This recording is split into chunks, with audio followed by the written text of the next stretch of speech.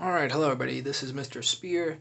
I will be solving the balancing equations in simple stoichiometry worksheet. I already went ahead and balanced all the equations to begin with. You guys should already know how to do this. We've done this like a million times already. So let's just go ahead. If you need these, go ahead and just pause the video and check your answers. We're going to jump right into problem number 6. So it's asking if I do a reaction in number 1 with 3 moles of N2, then how many moles of NF3 will be produced? Okay, so let's look at problem number 1. So we have 3 moles. And in problem number 1, we already only have 1 mole right there. So 3 is to 1 as, so 3 is to 1. There's a 2 right there. So we NF3, there's 2 moles. So 3 is to 1 as X is to 2. 3 is to 1 as X is to 2. The answer, X is equal to 6 moles. Problem number 7. In problem 2, water is a product. How many moles of C6H10 would be needed to produce 5 moles of water? Okay, so 5 is to 10, right? Because we have 10 moles of water right there, and we want to get 5 moles of water. All right, so 5 is to 10. So we're looking for how many moles of C6H10. So 5 is to 10 as X is to 2. 5 is to 10 as X is to 2. Well, the answer, X would equal 1 mole. You guys see how to do that? Right? 5 is half of 10, 1 is half of 2. So the answer, X would equal 1 mole. If we used 8 moles of SNO in problem 5, we would produce how many moles of N2O3? Let's look at problem number 5. So we have 3 already of SNO, so let's go ahead and say 8 is to 3. Okay.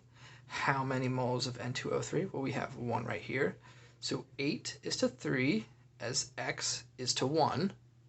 Well, that's easy. That means that X is equal to 8 divided by 3. 8 divided by 3 is going to give us 2.67. X is equal to 2.67 moles. And you guys see how to do that, right? It's just it's a 3 to 1. So if there's 8 over 3, that means it has to be the same over here, 8 over 3, which is equal to 2.67 moles. Make sure you have it in decimal form, right? We don't want to keep it in fraction form. We want to have it in decimal form. This is for future use. Number 9.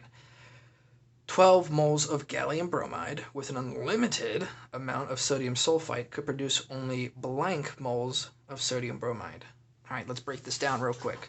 So 12 moles of gallium bromide, that's our first, with an unlimited amount of sodium sulfite could produce only blank moles of sodium bromide. Okay, so gallium bromide is right there, right? We have 12 over 2. It's also asking us to do an unlimited amount of sodium sulfite. Okay, but since we have an unlimited amount, it actually doesn't restrict how many moles of sodium bromide we're going to create, right?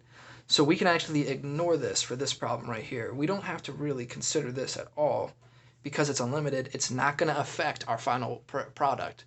And we're only restricted, or we're only limited by the amount of moles of the gallium bromide, so we should focus on that. So gallium bromide, 12 is to 2, right? We want 12 moles of gallium bromide, so 12 is to 2 as X, sodium bromide, 12 is to 2 as X is to 6. How do we solve that? Well, I would multiply here. 6 times 12, 72 over 2 is equal to X. And we'll say that X is equal to 36 moles. You guys see how that's done, right? 12 is to 2 as X is to 6. Last problem. 4 moles of nitrogen gas, let's go ahead and underline that, could produce only blank moles of nitrogen trifluoride, even if the amount of fluorine gas was unlimited. So this is actually referencing problem number 1 at the tippy top there, okay? So 4 moles of nitrogen gas, so 4 is to 1, can only produce how many moles of nitrogen trifluoride? Nitrogen trifluoride is 2.